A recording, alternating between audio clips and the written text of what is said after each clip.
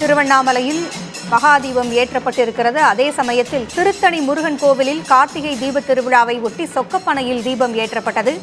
கூடுதல் விவரங்களை வழங்க நமது செய்தியாளர் நரேஷ் இணைந்திருக்கிறார். நரேஷ், கூடுதல் விவரங்கள் என்ன? முருகப்பெருமானின் அறுபடை வீடுகளில் 5ஆம் படை வீடாக போற்றப்படும் திருவள்ளூர் மாவட்டம் திருத்தணி அருள்மிகு சுப்பிரமணிய சுவாமி திருக்கோயில பாத்தீங்கன்னா இன்னைக்கு கார்த்திகை தீபம் வெகு விமர்சையாக கொண்டாடப்பட்டு வருது. இங்க பாத்தீங்கன்னா கோயிலுடைய ஈசானி மூலையில பாத்தீங்கன்னா சொக்கப்பானையானது கொளுத்தப்பட்டது. கோயில் வளாகத்தில் அருகாமையில் உள்ள பச்சரிசி மலையில் உச்சியில பாத்தீங்கன்னா நெய் தீபமானது ஏற்றப்பட்டு தற்போது இங்க கார்த்திகை தீபமானது கொண்டாடப்பட்டு வருகிறது. கார்த்திகை தீபத் திருவிழாவை ஒட்டி திருவண்ணாமலையில் மகாதீபம் ஏற்றப்பட்டிருக்கிறது. அதேபோல பல்வேறு கோவில்களில் சொக்கப்பனை கொளுத்தப்பட்டிருக்கிறது. தகவல்களை வழங்கியமைக்கு நன்றி நரேஷ்.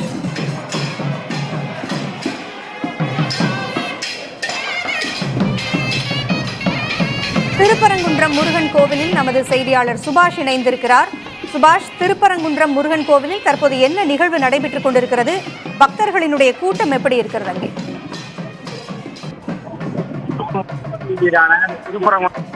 சுப்பிரமணிய சாமி திருக்கோயில் சரியாக 6:05 மணிக்கு இந்த கார்த்திகை தீபமானது மலை உச்சியில் ஏற்றப்பட்டுள்ளது.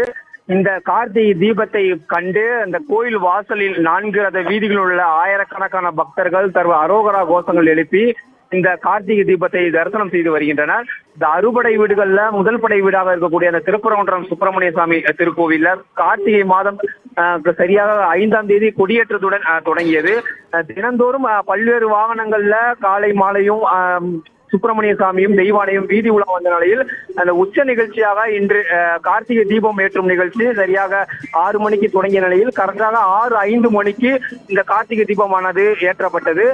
இதற்காக 3 அடி உயரம் உள்ள இந்த தாமிர கொப்பரையில் 300 கிலோ நெய் நிரப்பப்பட்டு 150 கிலோ நாடா துணியினால் சுற்றப்பட்டு இந்த 5 கிலோ கற்பூரம் வைக்கப்பட்டு சிறப்பு பூஜைகள் நடத்தப்பட்டது. தொடர்ந்து சரியாக 6:05 மணிக்கு இந்த திருப்பரங்குன்றம் முருகன் கோயிலில் உள்ள பாலதீபம் ஏற்றப்பட்டு தொடர்ச்சியாக அங்கு மணி ஒலிக்கப்பட்டதையும் தொடர்ந்து மலை மீது உள்ள அந்த கார்த்திகை தீபமானது ஏற்றப்பட்டது. அரோகரா கோஷங்கள் எழுப்பியவாறு திருப்பரங்குன்றம் கோயில் வீதிகளில் உள்ள 4 ரத வீதிகளில் உள்ள பக்தர்கள், ஆயிரக்கணக்கான பக்தர்கள் இந்த கார்த்திகை தீபத்தை கண்டு அரோகரா கோஷங்கள் எழுப்பி தற்போது அந்த பகுதிகளில் தரிசனம் செஞ்சுட்டு வராங்க.